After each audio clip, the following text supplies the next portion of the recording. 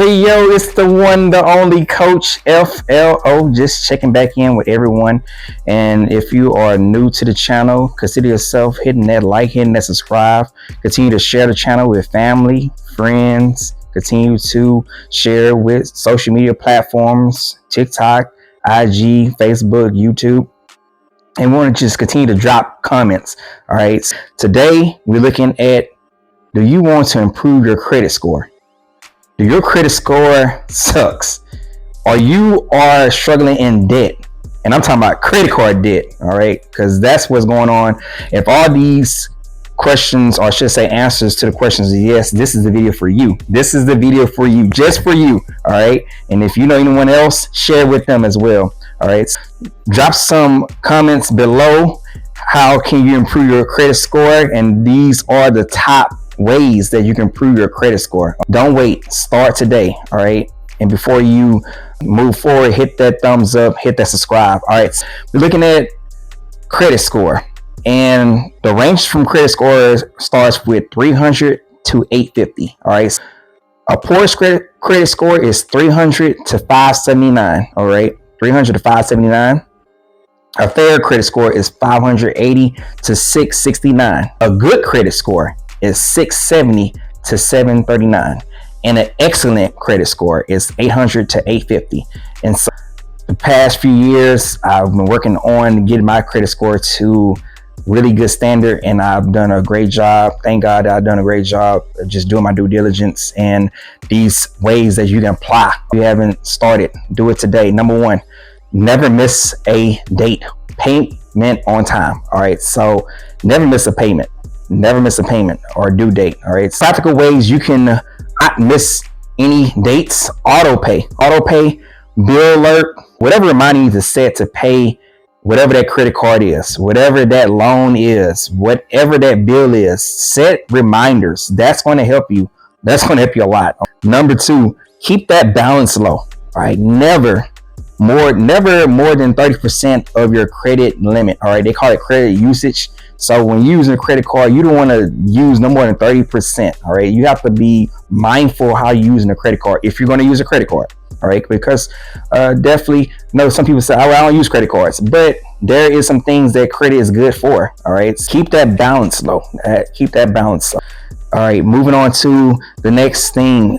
Think twice before closing old credit cards. All right, think twice before closing old cards. All right. So this will help with the average age of credit history, because it's important to have credit history. All right, so looking to get a house, if you're looking to get a car, if you're looking to get an apartment, all those different things they're looking at when it comes to credit history. So that's why it's important to build up credit. Even if you don't use credit cards, I use mine on emergencies only. I don't use just credit cards. I use the cash and debit. But if you're going to use a credit card, use for emergencies. That's why I use it for. So think twice before closing old cards. Moving on. Be cautious about new loan applications. Are we trying to get out the rat race? We're trying to get out the hole. All right. Whatever that debt hole is for you. You already know what it is for you. So think twice. Be cautious. Be cautious about these new loan applications. All right. Got to have long-term vision before you apply. Long-term vision before you apply. And that's with anything. Long-term vision, that creates long-term wealth.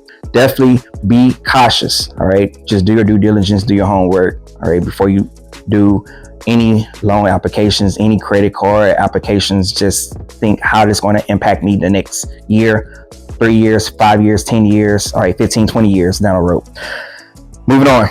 Consider well-rounded credit history. All right. So you got credit cards, you got auto loans, mortgages, all those different things help when it comes to building up your credit history. And that's why it's important to pay your stuff on time. That's why it's important to pay things off. All right. You have different types of, you got something coming from tax refund, whatever refund, rebates, saving up, all those different things is going to help you when it comes to buying a house. You're looking to buy a house, looking to get an apartment, you're looking to get a car.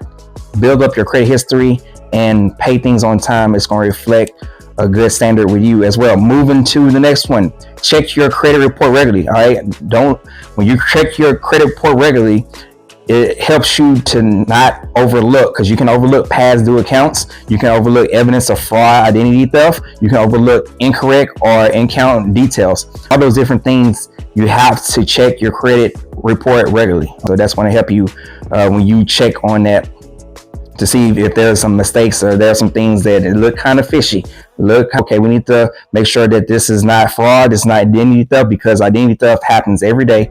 It happens to everyone. It has happened. All right. I know for me in the past, when I was in college, it was some things that I saw on my stuff. I said, oh no, this is not right. I had to close my card real quick because somebody was trying to use my information. All right. Moving on to number 7, dispute any errors. All right. So when you check your credit report regularly, you can see that there's identity theft, there is some missing information, there is some incorrect information. This will help you, save you time to dispute any errors you see on your report. All right, make sure information is accurate. All right, it's up to date, whether it's your address, whether it's your phone number, all those different things has to be accurate. All right, because we're looking to weave out anything that is trying to hurt your credit, is trying to keep you stagnant, anything that's trying to put you in bad standings with these creditors. All right, so you're trying to build up good credit. All right, and it don't happen overnight, it happens over time, but you have to start small, continue to build up, and you will be debt free. All right, just keep that in mind. And then keep your broader finances in shape. All right, keep your broader finances in shape. All right, like I said, think of long term. We're thinking long term now. We're not thinking the next month. We are thinking the next year, the next 3 years, the next 5 years, the next 10 years, the next 20 years. All right, so gotta keep that broader finances in shape. When it comes to keeping in shape, you can do that by following the budget. If you have a budget, start with a budget. How much you're going to spend on this, how much you're going to spend on that, how much you're going to save on this, how much you're going to save on that. All right, you want to avoid getting overstressed by debt, because like I said, that debt snowball will once you get it rolling, how deep or debt you're in, it's only going to get worse. So you have to start small and create those habits to get out the rat race, get out the debt snowball. And then build up, establish emergency fund. We already know, if you don't know, 3 to 6 months. They say generally 3 to 6 months, you want to have emergency funds stashed away, built up, because you never know when emergency happens, because life will happen. Things will break down. Tires will get worn out. You might have to replace some parts on your car. You have medical bills and those things, depending on if you get sick or not. You might have, if you have kids, that's a whole nother thing when it comes to medical bills. You take the kids to the doctor, you take the kids to the dentist, all those different things. Then you got people getting laid off. Emergency funds will happen to compensate that. All right, you want to make sure that if someone gets laid off in the house, if you are a single person, you get laid off, you have something set aside, a stash set aside to hold you over until you find your next job, next gig, next position. All right, so emergency fund definitely will help a long term, because I was looking at my research and a lot of people don't even have, they said $500 saved up. All right, and I'm talking about in their savings account. People are living off of credit. And that's what giving these creditors so much money, because they know they're making money off of people, because they're using their credit cards to pay things, not knowing, or they do know that eventually you still have to pay that off. We know that when it comes to the usage, when you come to swiping with a credit card, you're paying interest, and that interest is no joke. I just want to leave you with this. All right, leave you with this. These steps you can start today. Why wait? Everyone's looking to get out of that rat race. Everyone looking to get out of that debt snowball. It's important that we start building up for the future. Long-term wealth is right at your feet. If you change your mindset, you change your habits on how about you're doing things, how you're financing things, how you're spending things. It is no longer inflation. Everything is so expensive. When I say it's expensive, it's so expensive.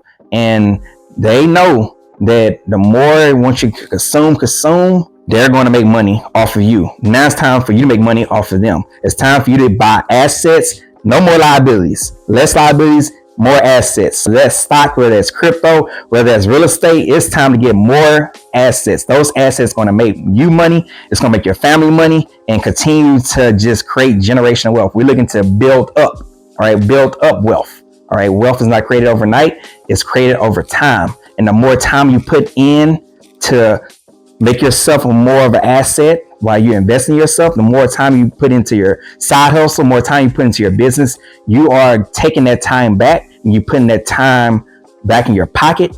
And eventually, before you know it, you're going to have financial freedom. And who wouldn't want financial freedom? I want that for you, just like I want that. I can get that for me. All right. So if you have enjoyed this content, hit that thumbs up, hit that like, hit that subscribe. And I want you to leave me with some comments below. How are you working your way to get out of debt? How are you working your ways to get out of debt? Whatever that is, you know what's best for you.